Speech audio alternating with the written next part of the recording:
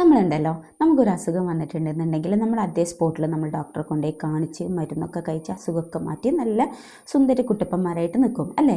പക്ഷേ നമുക്ക് മാനസികമായിട്ട് എന്തെങ്കിലും ഒരു ബുദ്ധിമുട്ട് വന്നിട്ടുണ്ടെന്നുണ്ടെങ്കിൽ നമ്മൾ എന്ത് ചെയ്യുന്നില്ല, നമ്മൾ ഒരിക്കലും ഒരു ഡോക്ടറെ കൺസൾട്ട് ചെയ്യുകയോ അല്ലെങ്കിൽ ആരോടെങ്കിലും തുറന്ന് സംസാരിക്കുകയോ ഒന്നും നമ്മൾ ചെയ്യുന്നില്ല അല്ലേ. അപ്പം അതൊക്കെ നമുക്ക് എന്താണെന്ന് പറയുക, സൊസൈറ്റി എന്ത് വിചാരിക്കുക, നമ്മളൊരു മാനസിക രോഗിയാണെന്ന് വിചാരിക്കുമോ, അങ്ങനെയുള്ള ഒരു പേടീനെ കൊണ്ട് നമ്മളിതൊന്ന് ബാക്ക് ഔട്ട് അടിച്ച് നിൽക്കുകയാണ് ചെയ്യുന്നത്.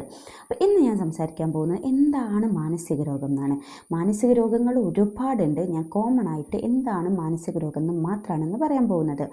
മാനസിക രോഗം എന്താണെന്ന് വെച്ചിട്ടുണ്ടെങ്കിൽ നമ്മളെ ചിന്തകളിൽ അല്ലെങ്കിൽ നമ്മുടെ പ്രവൃത്തികളിൽ അല്ലെങ്കിൽ നമ്മുടെ ദൈനംദിന കാര്യങ്ങൾ, ഡെയിലി റുട്ടീൻ കാര്യങ്ങൾ ചെയ്യാൻ പറ്റാത്ത രീതിയിൽ നമുക്ക് മാനസികമായും ശാരീരികമായിട്ടും ഉണ്ടാകുന്ന ബുദ്ധിമുട്ടിനെയാണ് നമ്മൾ മാനസിക രോഗം എന്ന് പറയുന്നത്.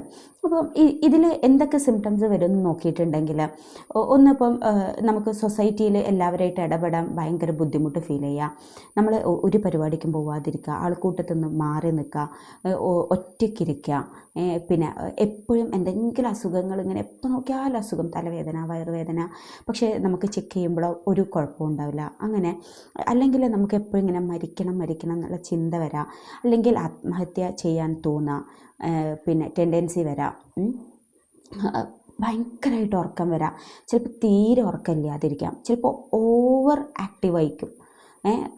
ഇനിയിപ്പോൾ അതല്ലെങ്കിൽ ചിലപ്പോൾ ഭയങ്കരമായിട്ട് ഫുഡ് കഴിക്കും, അല്ലെങ്കിൽ തീരെ ഫുഡ് കഴിക്കാതിരിക്കുക.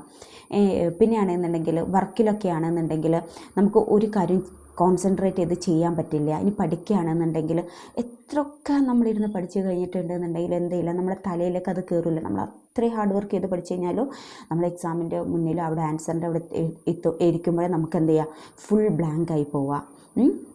പിന്നെ അതുകൂടാതെ പിന്നെ വീട്ടിലെ കാര്യങ്ങളൊന്നും ചെയ്യാൻ പറ്റാതിരിക്കുക, പെട്ടെന്ന് ദേഷ്യം വരിക, പെട്ടെന്ന് ചൂടാവുക, ചിലപ്പോൾ ആരും ഒന്നും പറഞ്ഞിട്ടുണ്ടാവില്ല, വെറുതെ പൊട്ടിത്തെറിക്കുക, പെട്ടെന്ന് സങ്കടം വരിക, ഇങ്ങനെ ഒരുപാട് കാര്യങ്ങൾ എന്താണ്, ഇതൊക്കെ നമുക്കൊരു മാനസികമായിട്ട് എന്തെങ്കിലും ഒരു പ്രശ്നം ഉള്ളതിൻ്റെ ലക്ഷണങ്ങളാണ് ഇതെന്ന് പറയുന്നത്. അപ്പം നമ്മളെ ഫിസിക്കലി നമ്മൾ സുന്ദരിയായിരിക്കാൻ നമ്മൾ എന്തൊക്കെ ചെയ്യുന്നോ, നമുക്ക് വേറെ എന്തെങ്കിലും അസുഖം വരുമ്പോൾ നമ്മൾ അത് ക്യൂർ ചെയ്യാൻ വേണ്ടിയിട്ട് എന്തൊക്കെ ചെയ്യുന്നോ, അതേപോലെ തന്നെ നമ്മൾ എപ്പോഴും എന്ത് ചെയ്യണം, ഇതിലേതെങ്കിലും ഒരു കാര്യങ്ങളൊക്കെ വന്നിട്ടുണ്ട് എന്നുണ്ടെങ്കിൽ നിങ്ങൾ എന്ത് ചെയ്യുക, ശ്രദ്ധിക്കുക. ഇത് പെട്ടെന്നൊരു ദിവസം ഉറക്കമില്ലാതായാലും ഒന്നല്ല കേട്ടോ, അത് കണ്ടിന്യൂസ് ആയിട്ട് വരുമ്പോഴാണ് ഞാൻ അതിനെപ്പറ്റി പിന്നീട് സംസാരിക്കാം.